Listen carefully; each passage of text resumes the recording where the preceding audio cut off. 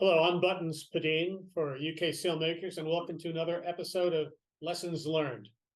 Today, I'm here with Brendan Huffman, who is one of the co-owners of the UK Sailmakers Loft in Marina del Rey, the LA area. Hello, Brendan. Hi, Buttons. How are you? Just great. What we're going to talk about today is an adventure that Brendan just completed where he took his Santa Cruz 33 and raced it in the Singlehanded Transpac race. And did very well. But tell us a little bit about the race. Oh, it's so much fun. This was my second single-handed Transpac on the Santa Cruz 33. And that's a 2,100-mile race from San Francisco to Honolulu Bay, which is on the northern tip of Kauai. The race goes back to 1978. It's kind of the counterculture of offshore races. It's an eclectic group of single-handers, a lot of talent, a lot of interesting boats. And it's been a goal of mine to do since I was a kid. So I was finally able to do it, and it was a lot of fun, but challenging. I'm glad I did it 2 years ago and then came back to do it again. I came back so much wiser and more experienced and more determined and focused on what I needed to do better. That's interesting what you said you learned. What are the three things that you learned 2 years ago that helped you this year?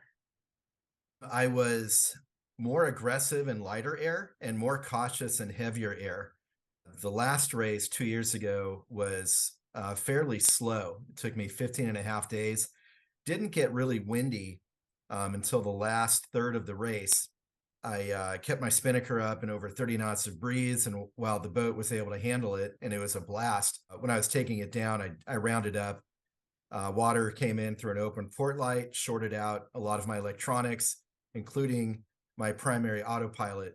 So 400 miles from the finish, I was out of the race because I couldn't carry a chute anymore. And my backup autopilot wasn't able to steer well in heavy seas and, 20, 25 knots of breeze all the time. And I guess so rule one of the shorthanded sailing is when in doubt, take it down, right? Yeah, I got greedy. You were sailing a Santa Cruz 33, SIREN. Mm-hmm. Why that boat? When I decided about 5 years ago that the time was right in my life to do this race, I was looking for a boat about that size that had standing headroom, a real toilet, not a porta potty, had a tiller, and a really comfortable cockpit. And this boat fit the bill. The reason why I want a tiller instead of a wheel is because I think energy conservation, meaning for one's body, is very important. And I think you save a lot of that body energy by sitting down when you're steering instead of being behind the wheel, which is often at the back of the boat and exposed to heavy seas, even if you have a Dodger. For me, I was able to duck behind the bulkhead and stay dry. In fact, this race a couple months ago, even though it was pretty rough the first few days, I never put on foul weather gear. I just had a heavy jacket on, spray pants, never really got wet. I wasn't even wearing sea boots. It sounds like it was a cruise almost, but I know it wasn't. How much single-handed racing have you done? I just started single-handing seriously about 4 or 5 years ago when I bought SIREN. My dad and I did a lot of double handing. My dad was very involved with PSSA, which is Pacific Single-Handed Sailing Association here in Southern California. My dad was a big proponent of starting a double-handed fleet when I was a kid, and there was not support for that. So I remember when I was around 12, we started double-handing our Yankee 30 just alongside the single-handers, and soon after PSSA and SSS, Single-Handed Sailing Society in the Bay Area, started allowing double-handers to go, and now there are more double-handers often than single-handers. I think the most impressive win we had double-handing was in the 2000 Pacific Cup from San Francisco to Kaneohe on Oahu on my parents' Concessa 35. Old Doug Peterson IOR boat with a pinch transom, taller rig than stock, and people thought we were nuts, and we won the double-handed division. I must say it was a light year, so it was perfect for an old IOR boat, but the last third, when the trades kicked in finally, yeah, it got a little rolly, but no wipeouts, and we had a blast. Yeah, the old IOR boats, which I sailed on a bunch of them, don't have a sterling reputation of sailing smoothly downwind. No, but it's a lot of fun. I can imagine. Okay, single-handed Transpac race. That's a big deal. Preparation. Let's talk a little bit about preparation in terms of what you had to do with the boat. What were your safety at sea considerations, provisioning, nav equipment? What did you have to go through in running up to this race? It's a lot to get ready. In fact, for a lot of people, it's overwhelming. My first one was planned during COVID, so I had more free time than usual. My kids were older and had turned 16 and could drive themselves, so I was able to focus. I think for almost anyone doing a race to Hawaii, whether it's crewed or single-handed, can get overwhelmed with the safety requirements. There are a lot of details, but they're actually very important to have on board, not only race to Hawaii, but anytime you go sailing, which I can talk more about the PFDs and AIS later. But to answer your question, yeah, I had to do a lot of fixes to the engine, improvements, buy navigation equipment, which I didn't have, really learn how my chart plotter worked better, how expedition works, taking the mast out, going through, all the rigging systems on the boat, the old roller furler, which we almost broke the toggle off of right before the race. And thankfully we found an old Harkin dealer who had the spare part in his garage.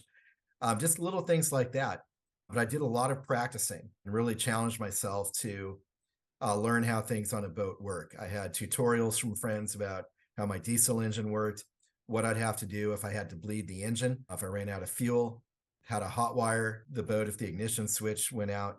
And then there's a lot of the safety issues as well. My dad and I are huge proponents of handrails on deck and below deck. We've raced on so many boats where there's nothing really to hold on to. And the wider boats nowadays, it's almost dangerous. If you are heeled over and you're falling from the starboard side to the port side, that could be a 15-foot drop before you hit a stanchion or the shroud or the other side of the cockpit. And my girlfriend got a concussion on board my boat about a year ago. So that really opened my eyes to how important it is to have a lot of handholds around the boat. That's an interesting point, in addition to your jack lines that you hook into. But you're right, some of these modern boats, there's just nothing to grip. Okay, you are a sailmaker. I'm sure you went into this wind up for the race with some pretty good sails on the boat, but what was your existing inventory like? What were you missing? And where did you go from there? Yeah, it's an interesting question that I've had with customers who are single-handers or want to do shorthanded offshore cruising. And what I decided to do was keep the roller furler, but buy a new X-Drive 125% headsail. It's not a deck sweeper. We made the clue a little higher because most of the racing and sailing is actually either cracked off or off the wind. Very rarely is there a leg where you're close hauled. So when I was close hauled with that sail, I'd be pointing 5 degrees lower. But as soon as we cracked off, the sail shape was fantastic with that higher clue. Now off the wind, my general rule is when it's 20 knots, take the spinnaker down and go wing and wing. And that 125% sail with a higher clue went off the wind fantastic. Anytime I had 14 or 15 knots true, my VMG was very good and almost comparable to using a spinnaker. Yeah, the other thing about a high clue jib like that is visibility. Absolutely. So that's what I recommend to cruisers looking for a new headsail is let's not get a deck sweeper. You're not going to be close hauled a lot of the time. And you need to keep a good lookout. I have a good friend that does a lot of double-handed sailing on an Express 37, and he uses Hanks. Mm-hmm. And it's interesting because when I first was looking at pictures of you on SIREN and they asked you in your single-handed Transpac, I noticed that you didn't have Hanks, that you were using headset foil, but it does have a roller on it. It does. So we put a foam luff on it, which is standard for a lot of cruising boats, so that I could reef it.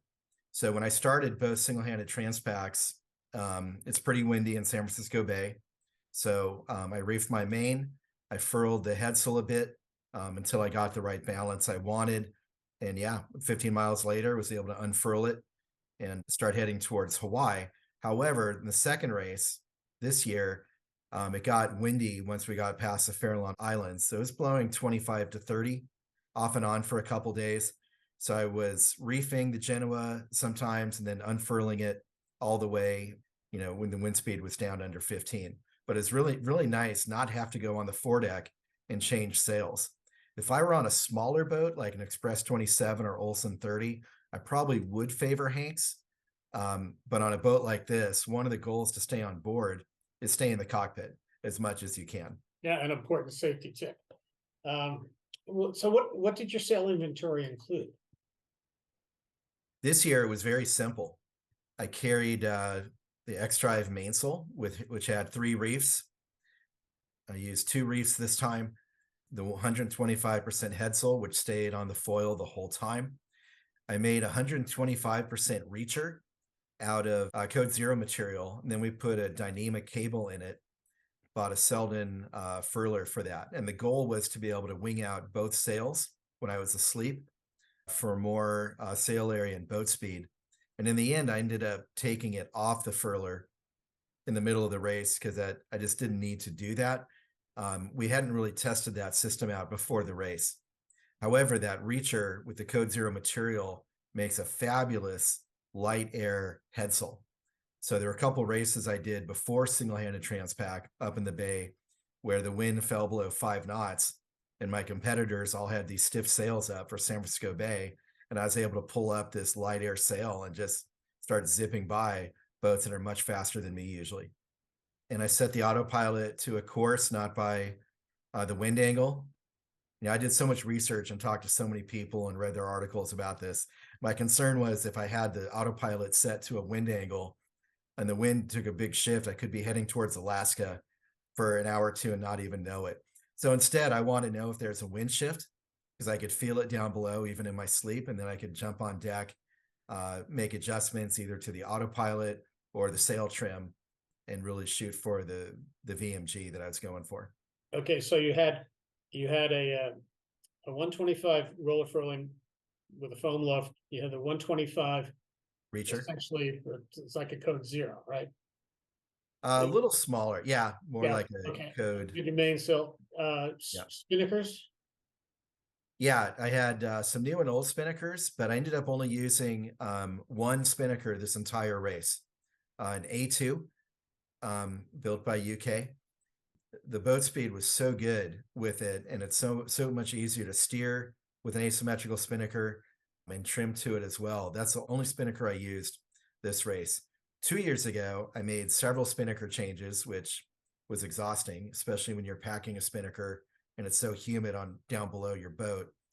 I carried an S1 and S2, and then a very old 1.5 ounce Spinnaker, but this time only the A2, which I was able to carry very well downwind, anything between 12 knots true to 25. I had about a 2 or 3 hour period where the wind had built over 25 and it was morning daylight. So I decided I feel pretty good. I'm going to carry it a while and tried to stay on top of it. No mishaps. The wind dropped a little bit to under 20. So I just carried that chute all day. And this is off a pole though, right? Yeah, it's off. There's no bowsprit. So it's able to pull back and sail pretty deep with it. This was largely a downwind race. Did you use staysails at all? Normally I would in a crude race or even a double-handed race, but this time I did not. Again, I'm trying to minimize my time on the foredeck, and I didn't think it would give me that much of an advantage. However, had I been double-handed or on a crude boat, for sure we would be using staysails. You used your A2. Did you have it in a dowsing sock? At first I did. The first couple sets I used a dowsing sock, which I just purchased and again hadn't practiced with. It went up and down okay, but I decided that I didn't need it. My boat was small enough that just doing a letterbox takedown would be fine. For cruisers, I would recommend a dowsing sock. For racers, probably not. However, if I were on a Cal 40, which is a much bigger Spinnaker, I would use a dowsing sock, and the Cal 40s did use dowsing socks. You said you chose X-Drive sails. Why X-Drive? Yeah, I have more experience with X-Drive sails. To me, they're more cost efficient. Titanium is UK's top of the line brand, which I recommend to customers who are really trying to maximize their boat speed, especially when they're competing at a very high level, like maybe Big Boat Series or Transpac. And we've had a lot of success with those titanium. I think X-Drive was better for me because I was spending so much money on my boat. I like the material, I like the design. So both my mainsail and headsail were white X-Drive. And I like that because they're easy to trim at night, as well as be seen over the horizon. In fact, in this last race, I saw freighters at least once a day. Sometimes they saw me before I saw them. I'd show up on their radar, but they'd hail me on the radio sometimes, and we'd chat for a few minutes. And it was nice to hear compliments that not only could they see my sails from across the horizon, but they look great. But then I have to assume you also had like a storm trysail and a storm jib just in case. Yeah, those are required. Actually, the storm trysail I did not need to bring because the third reef in the main reduced the sail area enough. But the fact of the matter is, if it's ever windy enough where you actually need the third reef, everyone's going to take their mainsails down anyway. I borrowed my girlfriend's storm jib off her Catalina 34, which was the right size, but never needed to use it. What sails did you build new for this year's race? I didn't buy any new sails for this year. Everything was from 2 years ago. My X-Drive mainsail and headsail were 3 or 4 years old, had already been to Hawaii. So now they've done 2 crossings to Hawaii, and the sail shape is as good as it was 4 years ago. Who helped you design and build the sails? Well, I got a lot of great input from various lofts around the country. I had a lot of conversations with my partner, Oliver McCann, a lot of conversations with Stuart Dahlgren, and obviously a lot of great conversations with Pat Considine in Chicago, who designed all my sails. Buttons, I also donated my boat when I got to Kauai to a sailing school, Kauai Sailing Association. And we went out for a sail before I flew home. They were really impressed that those sails were not brand new because they looked brand new. Not only were they clean, but their shape, even in 20 plus knots of breeze, was the same shape it had been 3 or 4 years ago. It says a lot about the sails themselves and also the way you care for them. The race itself, you said it took you 15 days, and that was the other one. 2 years ago, 15 and a half days, because we were becalmed for almost 2 days, and it was just pretty light. Yeah, it was slow leaving the coast the first time, meaning it was pretty light, but those were really good conditions for me. This year, it got pretty windy going past the Farallon Islands, and we're almost close hauled. So it was a very tight reach. I was a little overpowered at times. The boat is very tender and very bouncy.